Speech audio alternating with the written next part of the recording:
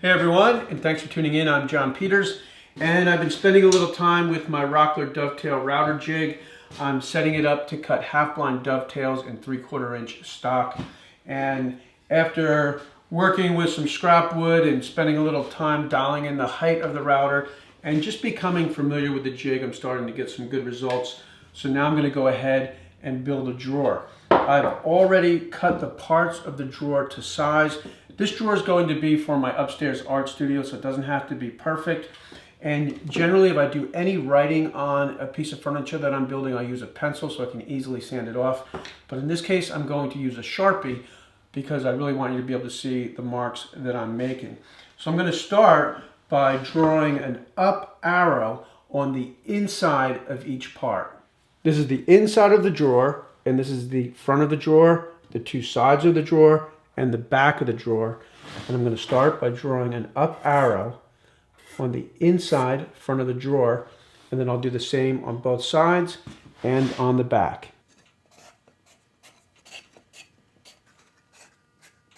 Next, I'll mark each corner with a corresponding number. So 1 and 1, 2 and 2, 3 and 3, 4 and 4.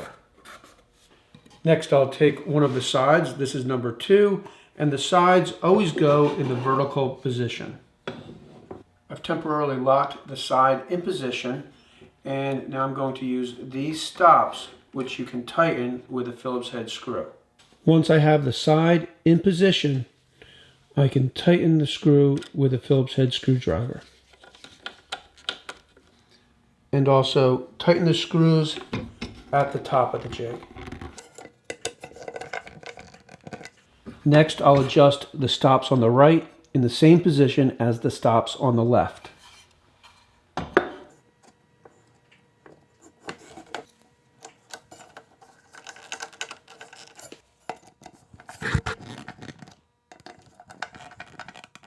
With the stops adjusted, I'm ready to cut the dovetails. I'll start with the side. Sides are always in the vertical position and arrows are always out. I'll put that in and lock it down. It's not all the way up yet. Now I'm going to take the drawer front, and again the arrow is out, drawer fronts are down. I'll slide this forward, it's against the stop, and lock it down. Now I'll loosen the vertical clamp, raise the drawer side until it's flush with the inside of the drawer front, and lock it down.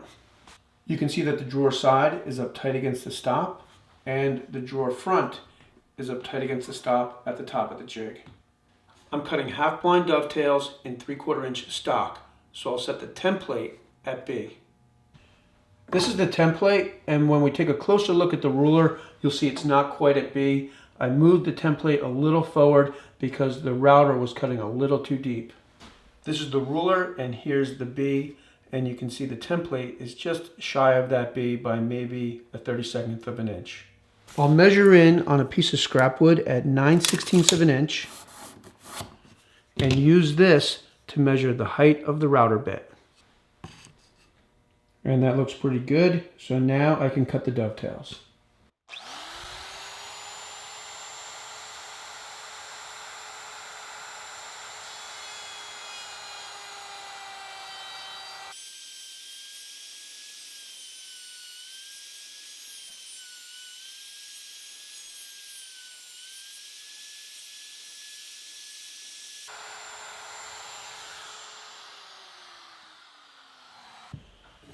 Now I'll unloosen the clamp and remove the side of the drawer, loosen the top of the clamp, and move the drawer front around so the number 1 is on this side and the arrow is pointing to the left of the jig.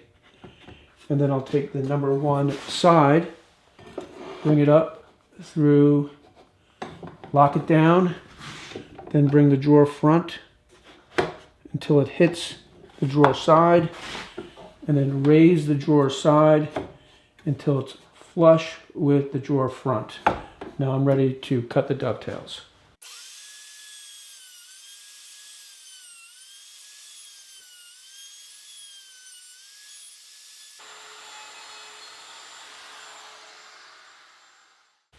Okay, so now the drawer front is finished, and the drawer side is halfway finished. You'll see I'll flip it around so the arrow is pointing to the right of the jig, and now I'm cutting dovetails at the left of the jig. I'll bring the side through, lock it down, then take the corresponding number 4, bring it through the jig until it hits the side, lock it down, raise up the side until it's flush with the inside of the drawer back, lock it down, and I'm ready to cut the dovetails.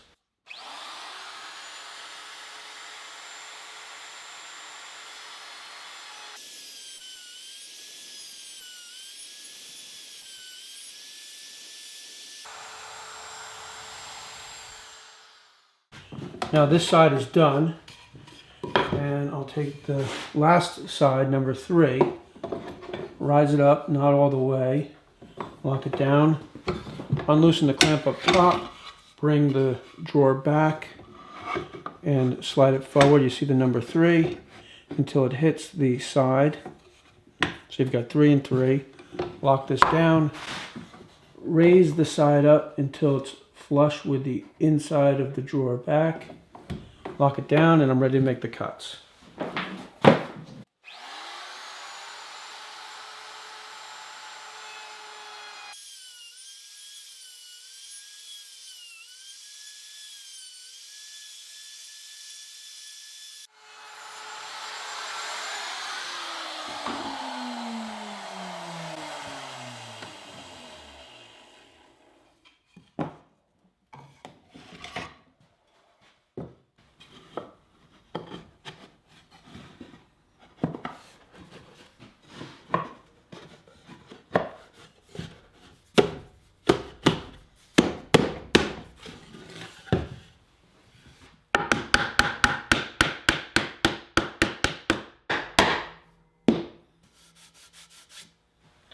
Okay, so those worked out really pretty nice. So now I'm going to take the drawer apart and cut a groove in for the drawer bottom.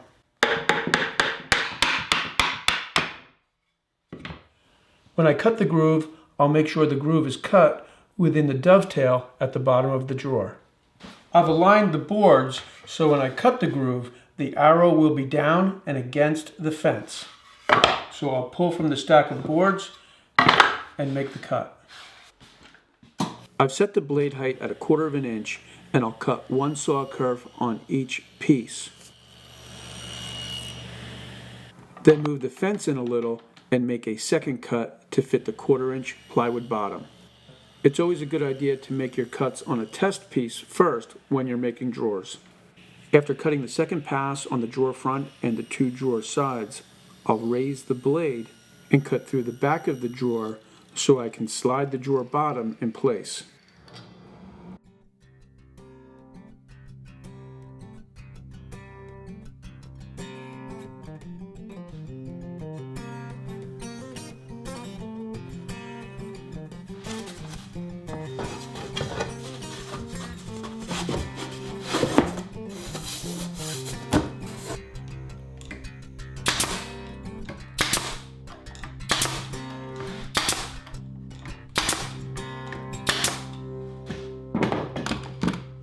Okay, well, after dropping the bottom into place, I nailed the bottom off with 1-inch nails in the nail gun.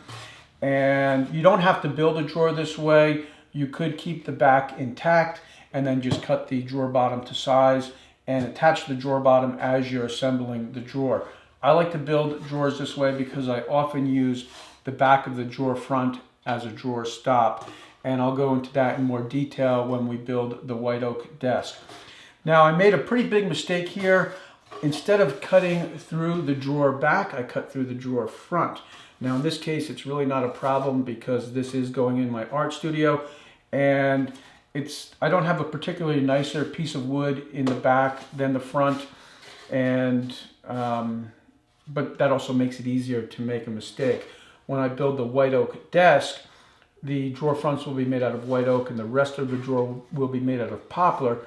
So it'd be a little bit more difficult to make that same mistake. But anytime you're doing anything in repetition, it's easy to make mistakes. So it's really important to kind of stay organized and clearly label and mark everything.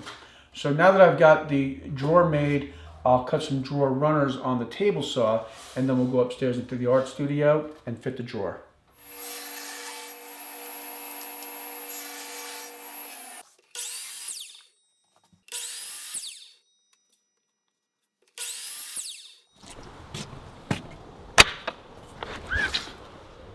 So this is my painting station, and I'm going to store the paints that I mainly use in this drawer. And here I'm just going to take a pencil and trace the bottom of the drawer. And when I attach the cleat or the runner, I'll keep it just a little below that line.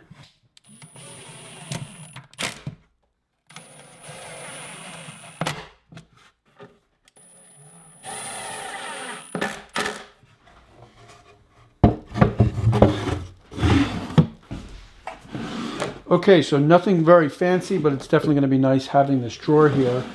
And this is my painting station. When I'm painting, I have the painting that I'm working on this easel, and the photograph that I'm working from on this easel. And then the paintings that I use most often will be in this drawer. So if you're wondering, what do I think of the jig? I think it definitely takes a little time to get everything dialed in and set up. And that's pretty much the feedback I got on Instagram. But once you do, it's pretty easy to make good, consistent half-blind dovetail joints. I am going to keep this router dedicated to this jig for making half-blind dovetail joints in 3/4 inch stock. That's what I want to do, so I'm just going to keep this set up exactly the same. If you are going to use this jig, I would definitely suggest making a few test pieces first, and even building a shop project that needs maybe 3 or 4 drawers. And by the time you finish that shop project, you'll be ready to build a piece of furniture. I hope you enjoyed this video, and if you did, please hit that like button. And if you're not subscribed already, I hope that you'll subscribe and hit that notification bell, and that will let you know each time I post a new video. As always, thanks for tuning in, and I'll see you next time.